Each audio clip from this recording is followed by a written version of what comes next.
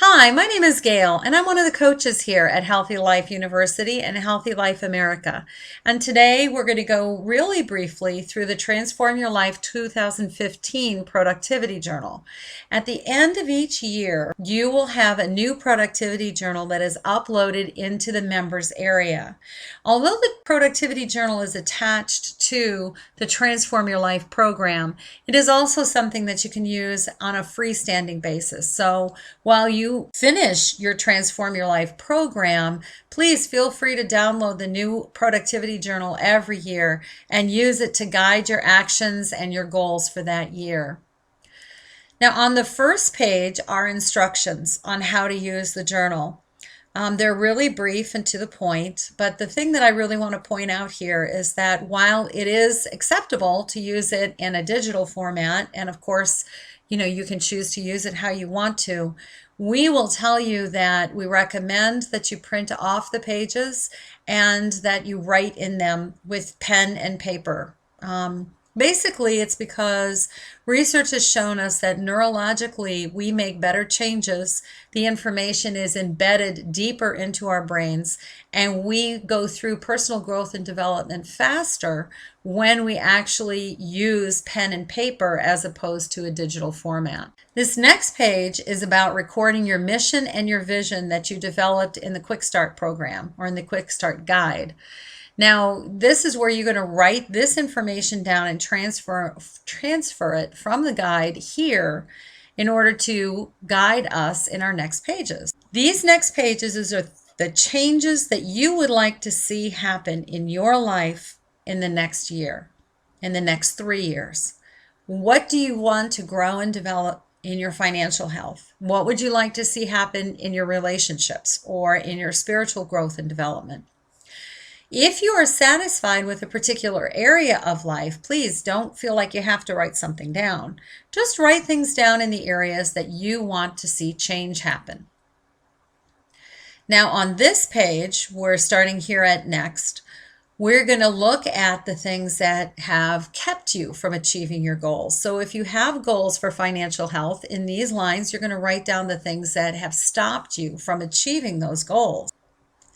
This next page is a question, and basically we'd like you to answer the question, when you see yourself, if you were to meet yourself for the first time on December 31st of any year, whatever year it happens to be, how would you describe yourself? In relationship to the goals that you wrote down earlier, your mission, your vision, the changes you'd like to see happen, how would you describe yourself? In this next page is our goal positioning strategy, and we'd like you to look that over and integrate how you're going to use that GPS system into strategizing the changes that you're going to make over the following year. Now, this next part is your action plan. This is where you're making your plan to achieve the goals that you've set for yourself in your mission and your vision. We give you action plan guidelines on how to use this. This first page here that you see on your right side is basically an outline of maybe the goals that you would like to have achieved by. Say, for instance, if you'd like to lose some weight, and we're starting in January. And you know that by the end of the year in December, your goal is to have lost 20 pounds. Well, it's a very achievable goal because that's about 2 pounds a month or maybe a little bit less. So you would write in January in here to lose 2 pounds, in February to lose another 2 pounds, and what your goal weight would be for that month. And those are very achievable goals to meet by the end of the year. Now, if you have a goal that you've set for yourself in health, another one for yourself in finances, and another one for yourself in relationships, and the goals that you want to achieve don't fit onto these lines, please feel free to print this out twice and use it as a guideline for each of your goals. This page is your quarterly action plan, and every quarter you will have one of these action plans that you can write out where you're going to write in the spaces for the goals that you want to achieve that month. What are the actions that you need to take? What are the things that need to happen in the next quarter over the, the following months and not in a 1 month period of time. Because on these pages, you have your calendar months. And here we're going to write in the calendar what actions need to be taken in January to achieve your quarterly goals. We're going to look down here, what do we want to achieve? And up here you can put the date that you want to achieve it in. The actions that you need to take, what you need to learn, who you need to meet. Maybe it's someone that you have to meet or someone you need to make the acquaintance of in order to achieve your goals. And then any notes that you want to write to yourself to help you through in the following months.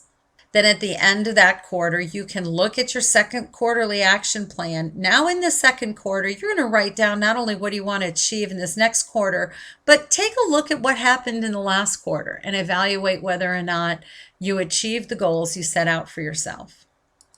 And we'll go through this particular part of the productivity journal in the same way. You'll have your first, second, third, and fourth quarter goals and your months of the year.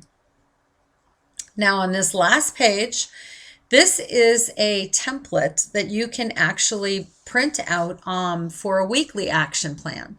And so when you're in January, in the first week in January or the first week in whatever month it is that you have started the program, you can print out an action plan or weekly plan here for that week.